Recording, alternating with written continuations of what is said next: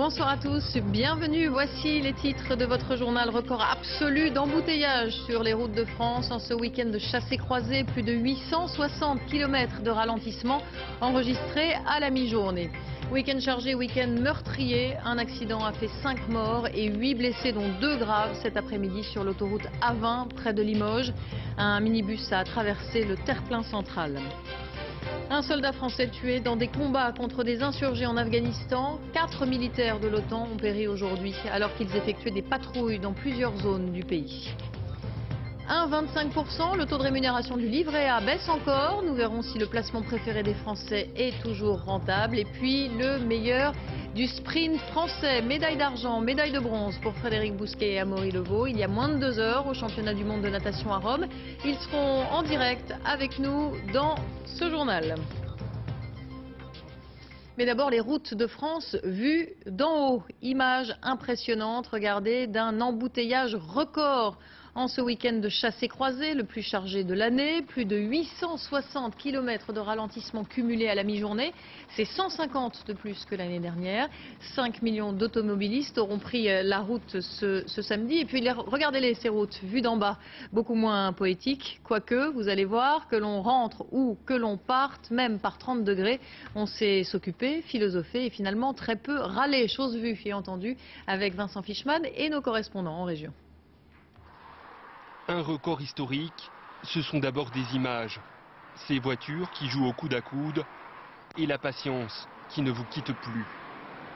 Mais un record historique, ce sont aussi des chiffres. 860 km de bouchons à la mi-journée, 5 millions d'autos sur les routes, plus de 30 degrés dans le sud-est et rien que dans la vallée du Rhône, 220 km de bouchons et pas mal de petits tracas. Au nord d'Aix-en-Provence, justement, monsieur est parti devant en moto, mais problème.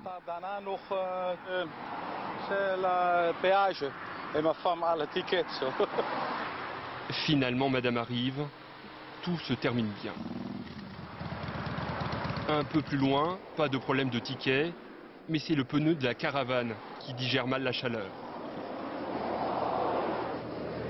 Rapidement, il s'approche.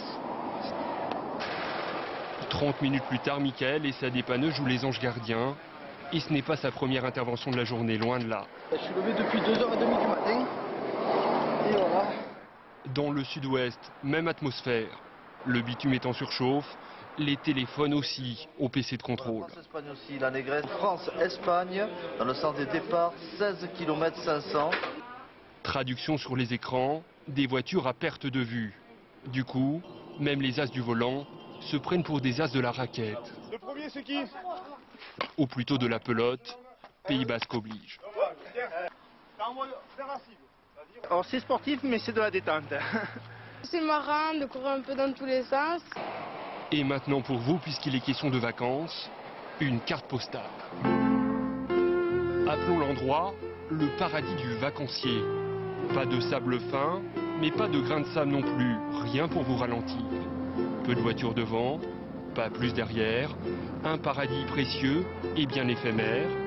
C'était ce matin sur la 6, à 9h47, du côté de Beau.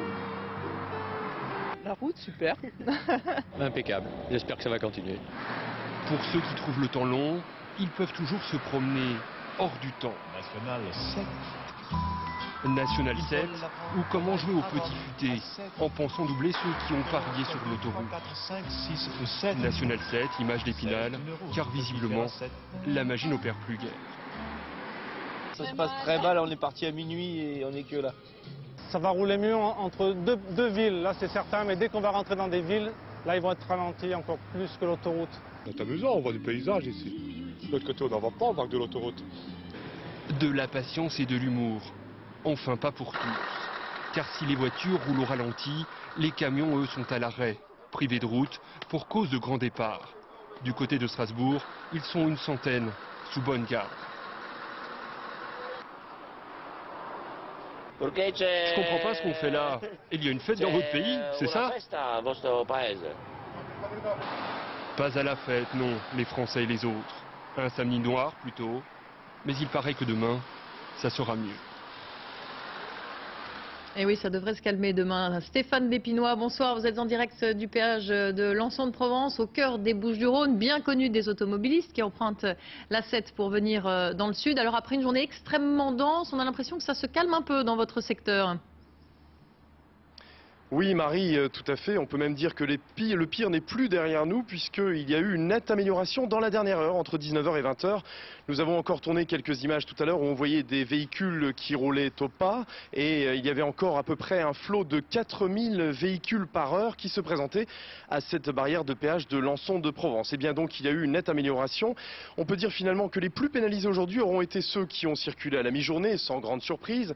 Pour vous donner un exemple, ceux qui empruntaient le tronçon entre Vienne et Valence ont mis dans le pire des cas jusqu'à 3h20 pour parcourir 150 km. Ça c'est donc dans la pire des situations. Alors aujourd'hui, eh bien, les employés de la barrière de péage de Lançon de Provence auront vu passer 70 000 véhicules dans le sens nord-sud, c'est-à-dire en direction de Nice et puis de Marseille, et 50 000 véhicules dans l'autre sens. Vous voyez donc un 1er août somme toute assez classique sur le départ des vacanciers. Merci beaucoup Stéphane pour ces indications et ces précisions. Et si ce week-end est de loin le plus chargé de l'année sur les routes, il est aussi de fait l'un des plus meurtriers. Un accident a fait 5 morts et 8 blessés, dont 2 graves cet après-midi sur l'autoroute A20 près de Limoges. Antoine Gaveau. Un choc particulièrement violent, 2 véhicules entièrement détruits. Un dramatique accident sur l'autoroute A20 en fin de matinée. À l'origine, ce minibus, à son bord 5 Français, ils allaient passer leurs vacances au Portugal. Il est 12h45, heurté par une voiture venant de l'arrière, le conducteur du minibus perd le contrôle. Le véhicule traverse le terre-plein central, se retourne et termine sa course de l'autre côté de l'autoroute. Là, il heurte violemment 2 voitures. Bilan, 5 morts, 4 occupants du minibus et le conducteur de la première voiture, un touriste hollandais. 8 blessés, dont 2 graves, transportés au CHU de Limoges. Selon les gendarmes, cela aurait pu être encore pire. Visiblement, les distances de sécurité devaient être à peu près respectées puisque aucune autre personne qui suivait, et on sait qu'à cette heure-là, il y avait beaucoup de circulation, aucune autre personne n'a percuté les véhicules accidentés. Et tout le monde a pu s'arrêter visiblement en sécurité. Sur une route déjà très chargée, l'accident a provoqué un énorme bouchon, bloquant des centaines de voitures pendant plusieurs heures. Dans le sens sud-nord, le trafic a repris normalement à 17h. Et puis à Rennes, la nuit dernière, un chauffard ivre a perdu le contrôle de sa voiture en plein centre-ville. 7 piétons ont été blessés. L'un d'entre eux est ce soir entre la vie et la mort. Un soldat français tué en Afghanistan lors d'une patrouille menée au nord-est de Kaboul cet après-midi. Au total, 4 militaires de l'OTAN ont péri aujourd'hui dans des attaques commises par des insurgés. Richard Binet. C'est dans l'étroite vallée de la Kapisa, une région montagneuse à 100 km au nord-est de Kaboul, que les forces françaises ont été prises à partie. Ce matin, avec une soixantaine de soldats afghans, ils mènent une mission de sécurisation à la recherche de talibans. Les Français sont plus de 160, équipés de blindés légers, de mitrailleuses lourdes et de missiles anti-chars. À l'approche d'un village, c'est l'embuscade. Les unités françaises et afghanes ont été attaquées par une quarantaine d'insurgés. Un des soldats donc, a été mortellement blessé dès les premières minutes de l'engagement du combat. C'était un combat assez violent, assez dur, qui a duré à peu près 1h30 et pendant lequel donc, deux autres soldats ont été blessés. Les 2 blessés ont été transférés à l'hôpital militaire de Kaboul et leur jour ne serait pas en danger. L'Afghanistan est en pleine campagne électorale et les insurgés qui ont juré de faire échouer le scrutin multiplient les attaques. Durant le mois de juillet, 70 militaires des forces alliées ont été tués. 3400 soldats français sont aujourd'hui en Afghanistan. Depuis leur déploiement en 2001, 29 d'entre eux sont morts au combat. Pas de grippe A à bord du navire. Les médecins ont exclu tout risque d'épidémie, ce qui a permis à la majorité des 3600 passagers du Voyager of the Seas de descendre du paquebot à Marseille ce matin. Ils avaient jusqu'ici été confinés en raison d'une suspicion de virus H1N1 sur des dizaines de membres d'équipage.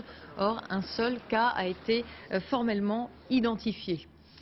La mort par noyade d'une petite fille de 11 ans cet après-midi dans la Durance. Avec sa colonie de vacances, elle effectuait une sortie en hydrospeed. C'est une nage en eau vive à l'aide d'un flotteur. Les secours ont tenté de la réanimer pendant plusieurs minutes, mais en vain. 1,25%. Le taux de rémunération du livret A baisse encore pour atteindre son plus bas niveau historique. Il devrait encore diminuer au mois de novembre. Alors, le placement préféré des Français reste-t-il rentable? Élément de réponse avec Caroline Thébault et Jean-François Monnier. Le livret A, les Français le portent de moins en moins dans leur cœur. L'épargne qui a été faite il y a quelques années et qui donc peut rapporter quand même 4 ou 4,5% par an. Si je veux m'acheter quelque chose, je pense que j'irai taper en premier dans le livret A. Non, c'est pas intéressant. Donc je vais ouvrir un autre compte. Je vais le virer sur un autre compte. Vous allez le vider? Oui, oui. Dans combien de temps? Peut-être la semaine prochaine. Déjà en juin, les Français ont retiré plus d'argent qu'ils n'en ont déposé sur leur livret. Total de la décollecte, 1,9 milliard d'euros. Il faut dire que son taux d'intérêt n'a jamais été aussi bas, 1,25%. Mais le rendement est finalement meilleur que l'été dernier, quand l'inflation était au plus haut. En fait, le taux reste intéressant parce qu'il reste supérieur au coût de la vie. L'inflation cette année sera de 0,6 en moyenne, alors que le taux du livret sera de 1,25, d'où un différentiel très favorable aux clients épargnants. Mais pour le long terme, les Français se tournent de plus en plus vers d'autres placements. Le plan d'épargne logement, taux de 2,5 à 3,5%, mais font bloquer au moins 4 ans. Retour en grâce cette année, de l'assurance vie. Les versements ont augmenté de 6% au premier semestre. Plus risqué, les actions. Après la crise financière, la bourse retrouve des couleurs. Elle a atteint cette semaine son plus haut niveau depuis le début de l'année. Compte tenu du niveau boursier actuel, le redressement est spectaculaire depuis le début de l'année. Si vous pensez que ça va perdurer, il faut investir en bourse. À chaque profil d'épargnant, ses placements, tout dépend de vos projets et de votre situation personnelle. Manger bio revient-il à se ruiner? C'est la question conso de ce samedi. Malgré la crise, 44% des Français ont consommé au moins un produit bio en 2008. Autrement dit, ils sont de plus en plus nombreux, alors que ces produits sont beaucoup plus chers que ceux issus de l'agriculture classique. Reportage Laurence Decherve, Christophe Vignal. Ça fait 39,13 € s'il vous plaît. Un Français sur deux achète un produit bio par mois.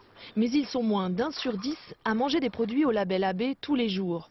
Et pour cause, acheter bio a un prix.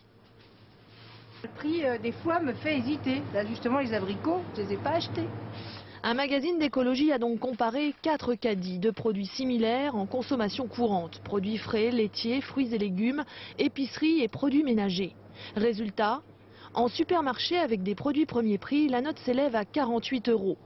Toujours dans le supermarché avec des produits de marque, 74 €. Avec des produits bio de grande surface, 121 € et des produits bio en magasin spécialisé, 126 €, 2,5 fois plus cher que le caddie premier prix.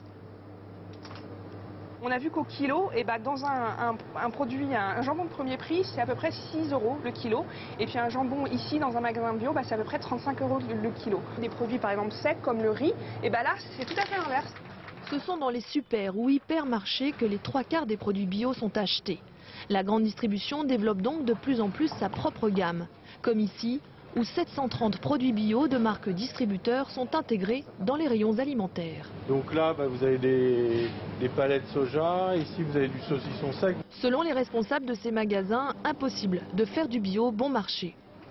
On a à résoudre un certain nombre de problèmes de logistique ou d'approvisionnement qui sont vendus un peu plus cher en magasin que les autres parce qu'on ne raisonne pas dans le quantitatif, si vous voulez, dans l'effet volume, on raisonne dans le qualitatif. Et pour faire de la qualité, l'agriculteur bio doit respecter des règles.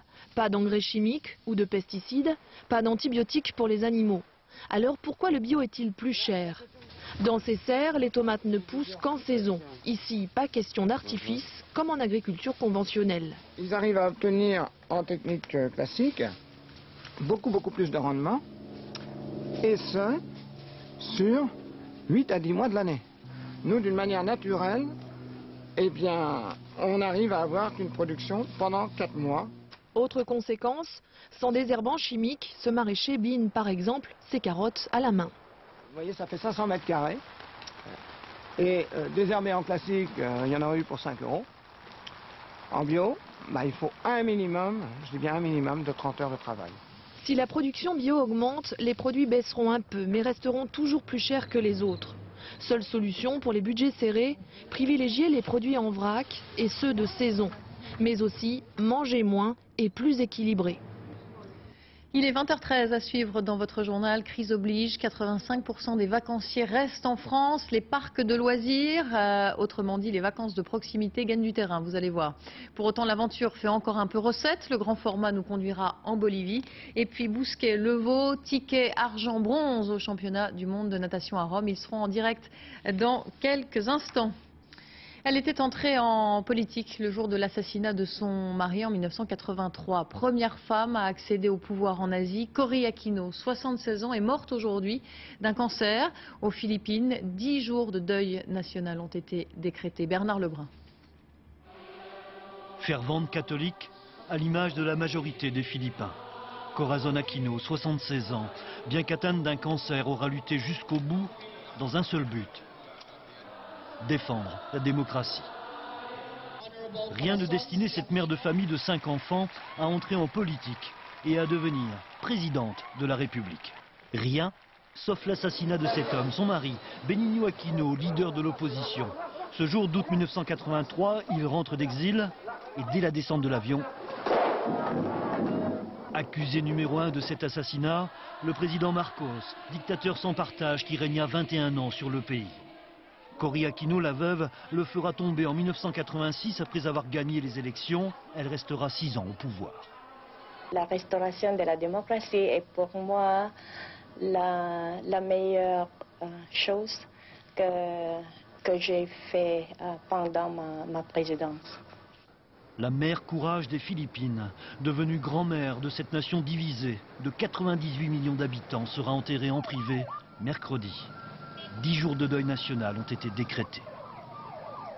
On ignore leur nombre exact, mais on parle de plusieurs dizaines de prévenus. Le procès de ces personnalités modérées a débuté aujourd'hui en Iran. Elles sont accusées d'avoir fomenté des troubles après la réélection controversée d'Ahmadinejad. Parmi elles figurent un ancien vice-président, un ancien vice-ministre des Affaires étrangères ou encore un ancien ministre de l'Industrie. Violents incendies en Espagne, 4000 personnes ont dû être évacuées de l'île de La Palma sur l'archipel des Canaries. Les feux, attisés par le vent et la très forte chaleur, se propagent sur 3 fronts. Plus de 250 pompiers sont à pied d'œuvre. Depuis le début de l'été, les incendies ont fait une dizaine de morts et calciné plus de 40 000 hectares de forêt en Espagne. Chassés-croisés sur les routes, chassés-croisés aussi sur les sites de vacances, dans les campings. Il y a ceux qui partent et ceux qui arrivent. À Palavas, il est l'heure de plier bagages. Pour d'autres, c'est l'heure des derniers préparatifs de départ. Reportage Vernie Gaglione, Clément Le Goff, Pascal Niger et Nadia Fadlaoui. Oh, c'est le côté désagréable, ça. Dès 16h hier à Palavas, Pierre et Françoise replient leurs vacances. Avec leur petit-fils, ils ont passé 16 jours au camping pour 550 €. C'était emballé jusqu'à l'année prochaine, là? Eh oui. Et encore, là, quand il fait beau comme ça, on a de la chance. Sinon, quand c'est mouillé, c'est autre chose. Un dernier bain à 23 degrés et ils rangeront les maillots. Alors, Alexis? Alors?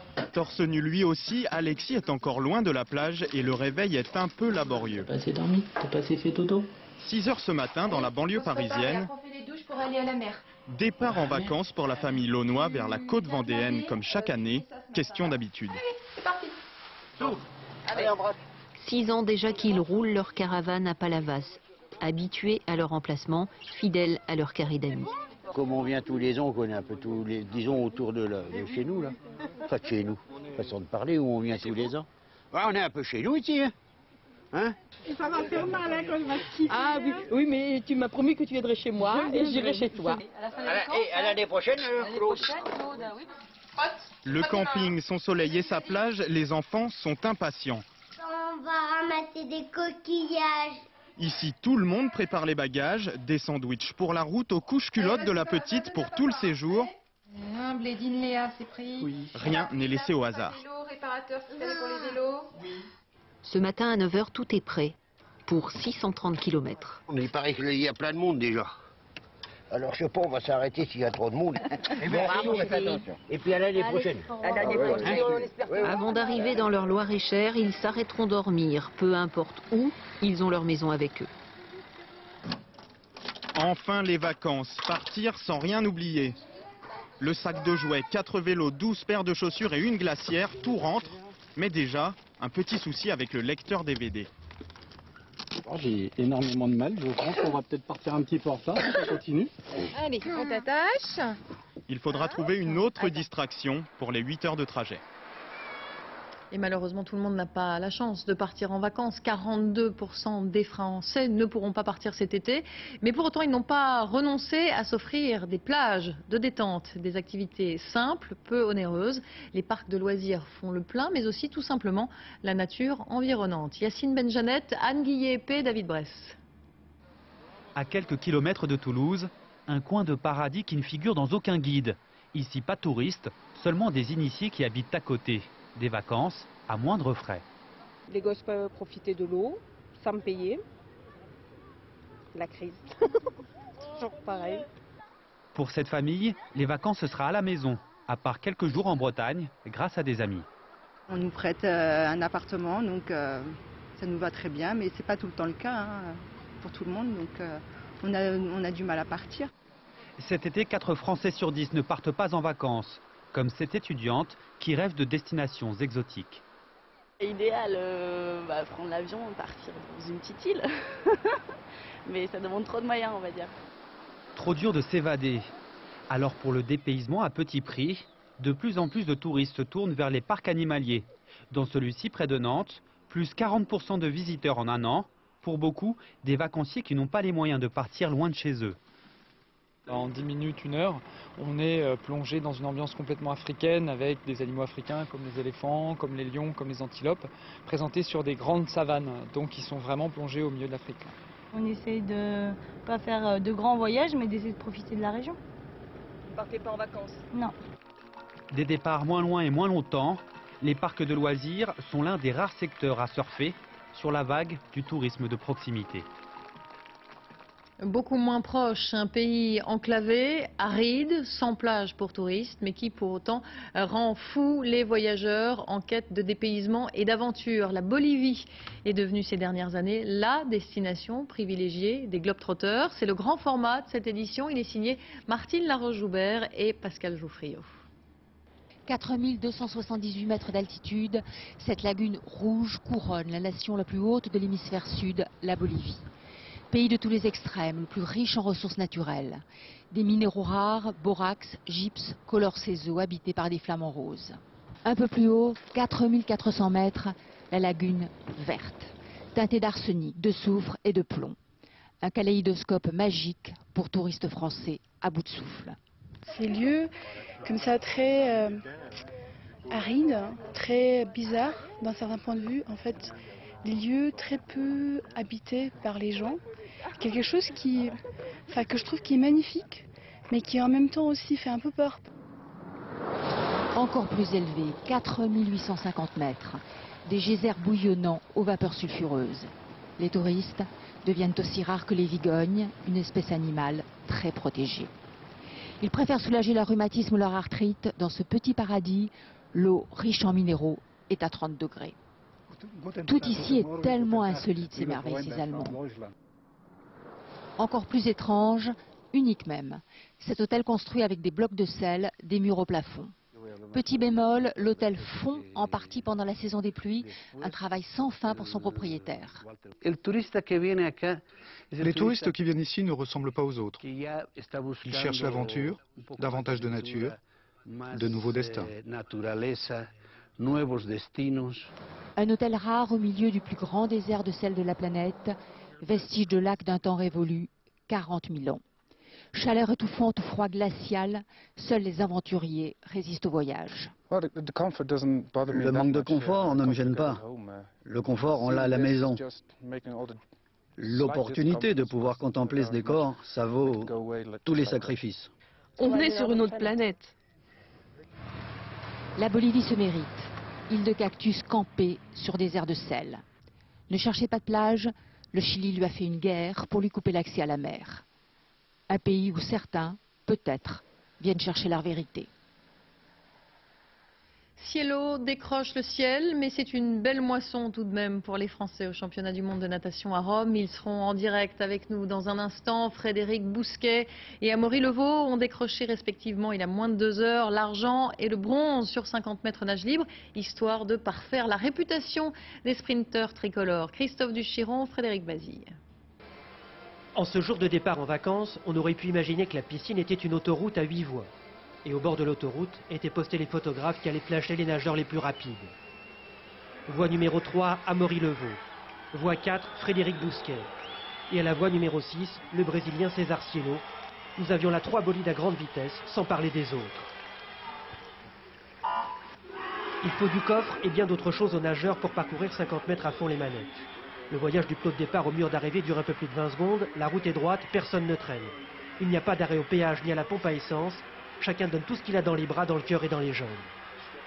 Dans cet exercice, Bousquet avait enfilé le costume de bain du favori. Levaux faisait un candidat très sérieux à la victoire. Mais c'est Cielo qui va emporter le morceau en 21 secondes et 8 centièmes. Il s'est fait flasher en premier, devant les 2 Français. Je vais vous le dire honnêtement, il y a 0 déception. Et c'est totalement honnête. Faire 2e derrière César, qui est un grand ami, un grand coéquipier d'entraînement, c'était quasiment l'idéal.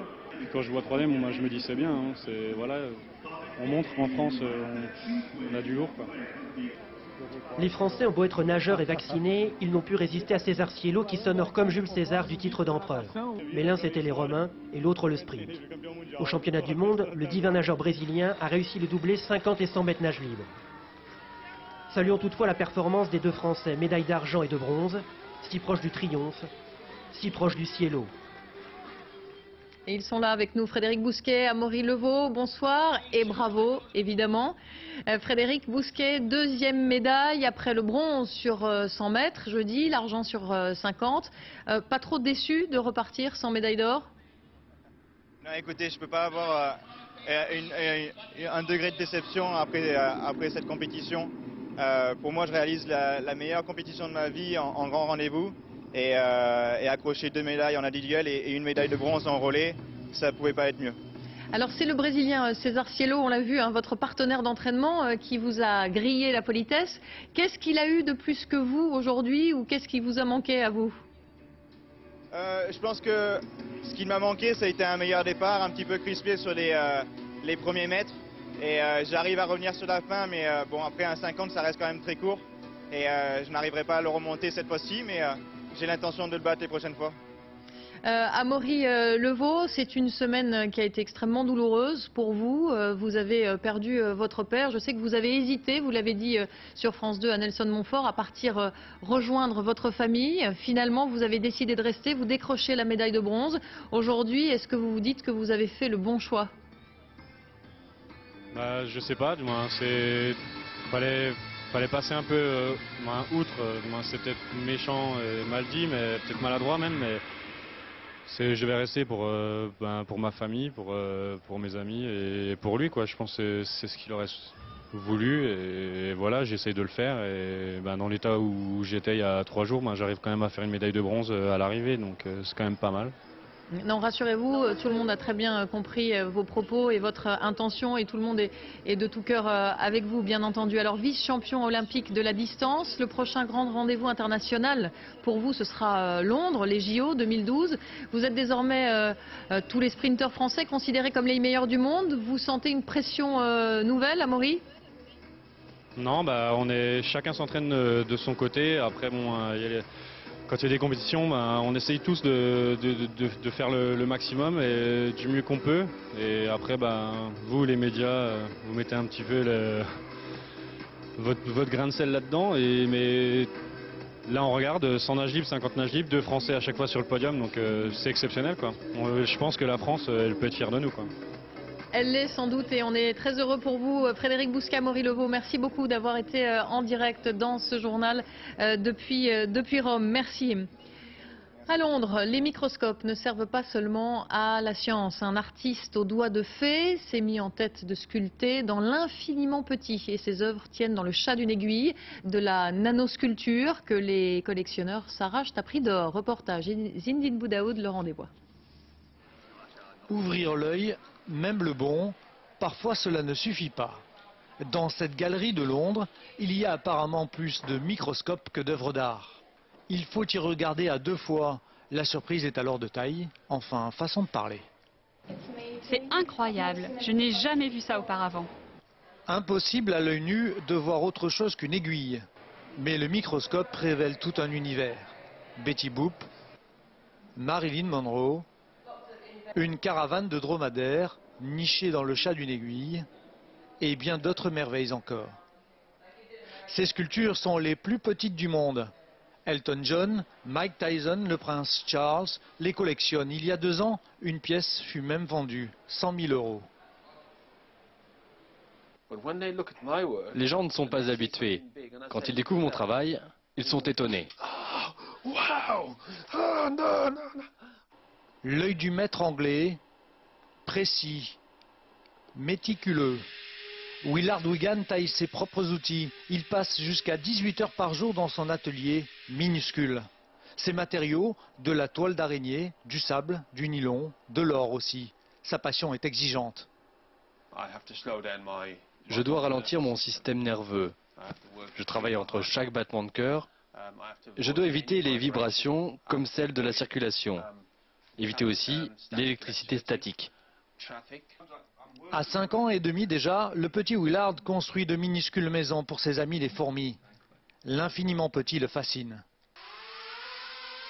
Et quand l'artiste de 52 ans se détend dans son salon, l'enfant qui sommeille en lui n'est jamais très loin.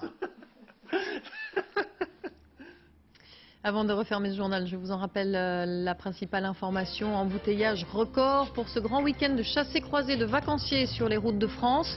5 millions d'automobilistes sur la route ce samedi, 860 km de ralentissement cumulé à la mi-journée. Et puis évidemment, prudence, un accident, on l'a vu, a fait 5 morts et 8 blessés cet après-midi sur l'A20 près de Limoges. Un minibus a traversé le terre-plein central. C'est la fin de ce journal. Tout de suite, la météo. Nathalie Riouet, 20h35, les 20 ans de Fort Boyard. J'aurai le plaisir de vous retrouver demain dès 13h pour l'information. Excellente soirée à tous sur France 2. Merci de votre attention.